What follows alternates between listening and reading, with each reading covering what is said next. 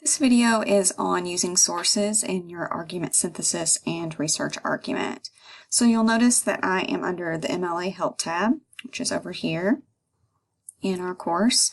There are several different things under this tab, and if you aren't currently using this tab, you should really start. It can be very helpful for you. Your MLA handbook is also a good place to go for looking up how to cite sources in your paper and on a Works Cited. Obviously, how to format your paper is something we've talked fairly extensively about already. You will be graded on that.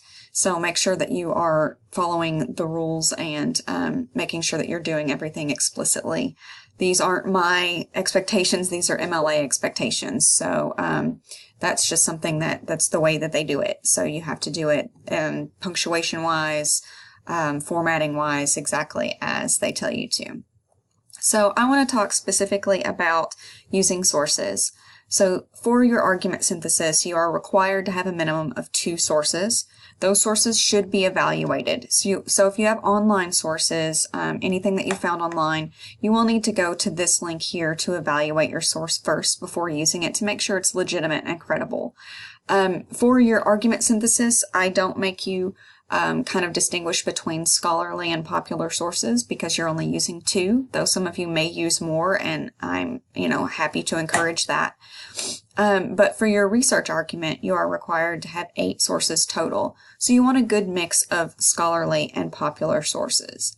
So what is a scholarly source and what is a popular source? A scholarly source is something that can be found here on this link to EBSCO and other databases where you can find articles that have been put online for your ease of use but were originally published in journals. So that is a scholarly source. You can even check a box when you're doing your search to only find articles that have been peer-reviewed by people in the field. So that, again, makes them doubly credible. Another place to find scholarly sources is obviously books. I know a lot of you aren't using them anymore, but print books or ebooks are certainly fine and good sources to use, and are usually quite well researched because they've been published. So they have editors and all of those fun things. So books are good scholarly sources, journal articles are good scholarly sources, and interviews with experts in your field are good scholarly sources. So you are required to have a minimum of 1 interview for your research argument, your 8-page argument, as a scholarly source, and that does need to be with a professional, someone who is currently in the field you are discussing. That will mean different things for different people. So if you have questions about who you should be interviewing, certainly send me an email and let me know. There is a link under your course content button that talks about your research project on how to do interviews, how to conduct them, what to do afterward, all of that. So there's certainly help for you there. Also, how to cite an interview in your paper and on a Works Cited is located there.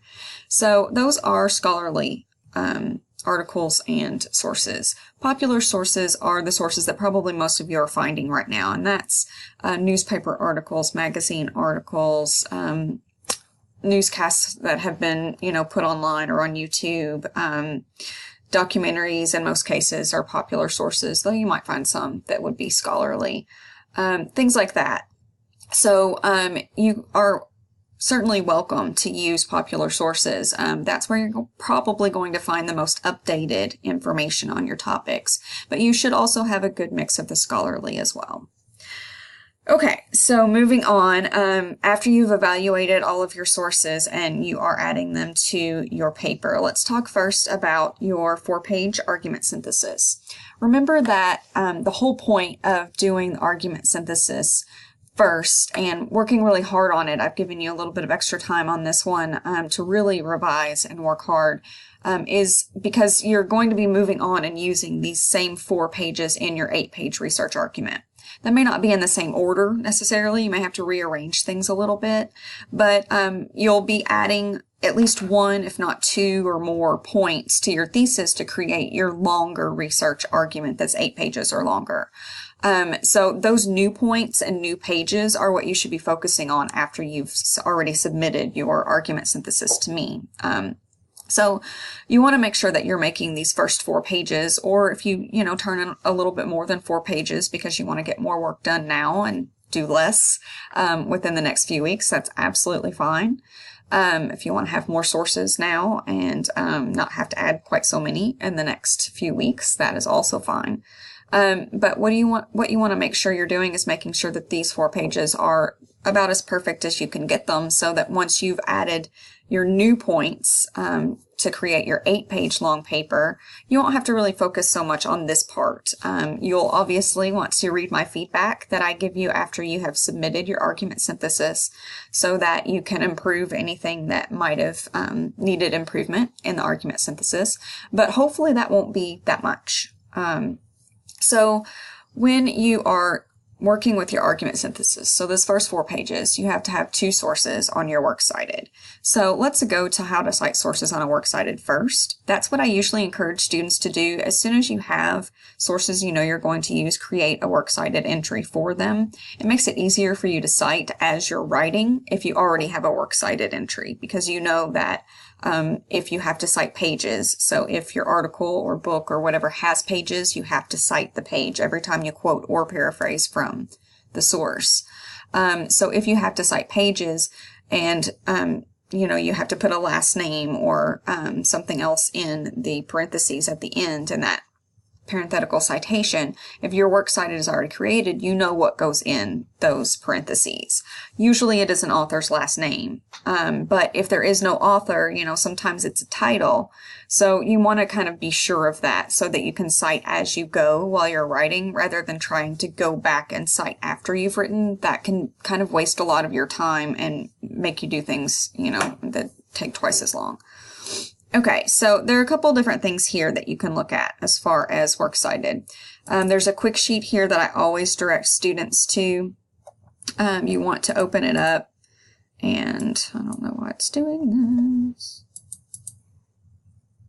Okay, you want to open it up, and this quick sheet shows you the core elements of any Works Cited entry. So no matter if it's web, if it's print, if it's a documentary, it doesn't matter.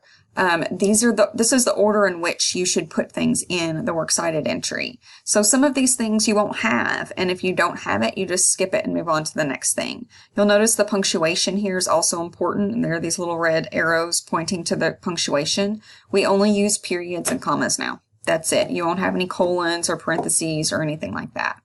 So this first page kind of shows you or tells you what to do, and then the second page shows you an example of a Works Cited page layout. Notice that the Works Cited page that they have here that you should see an example of, let me go to edit here so you can see a little bit better. So here's the example page. You'll notice that Works Cited, the W and the C are capitalized, and it looks the same as the rest of the paper. It's not bold, it's not underlined, and it's the very first page at the top. Your Works Cited page will be the very first line at the top, of the page. So your Works Cited will be the last page of your paper. Okay, so it's in alphabetical order by author last name. And what you'll notice here about the examples are that they are in what we call hanging indent format. So some of you may have gotten feedback from me on your journals that tell you to make sure that your Works Cited entries are in hanging indent. So that's what this looks like. All of your entries will start flush left over here. They're not numbered or anything like that. They're just in alphabetical order by last name. And then every subsequent line will be indented 1 tab. You can do that manually by just hitting enter when you get to the end of the first line and then tabbing in, or you can actually go up to paragraph and hit under special hanging. Your spacing should be double, and then you want to click this don't add space between paragraphs of the same style, and OK. Okay, so that's how you can do a hanging indent. Okay, so just a couple things. Down here at the bottom of the MLA quick sheet, this is the one you should be using for the 8th edition of the MLA. That is the same edition that you have. You want to look up what type of source you have. No matter what, use the source that's in front of you. So if you found the source online, it doesn't matter where it was published first, or if it was printed somewhere else, or if it was a print book but you found it online, you will always cite the source that's in front of you.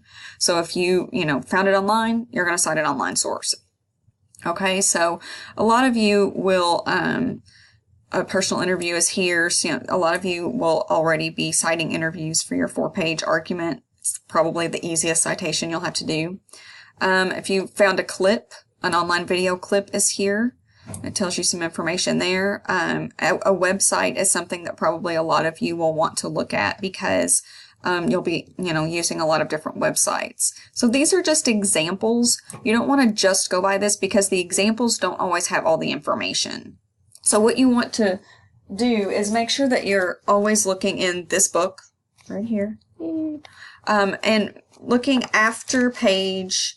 So I have mine, even labeled here, so you can label yours so it's easier to get to. But after the list of the works cited here that's on page 20, there's a whole lot of examples of every single part of the works cited entry. So you'll find different examples of different types of sources there.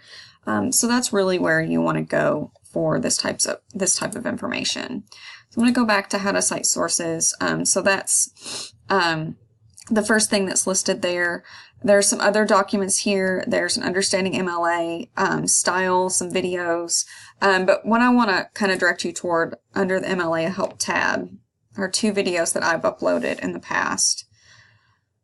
One is MLA format and attributive tags. So this talks to you about how to use attributive tags within your essay. And I direct you to using a particular example, a student example, so that you can see what it looks like in your paper and what that refers back to for a works cited page.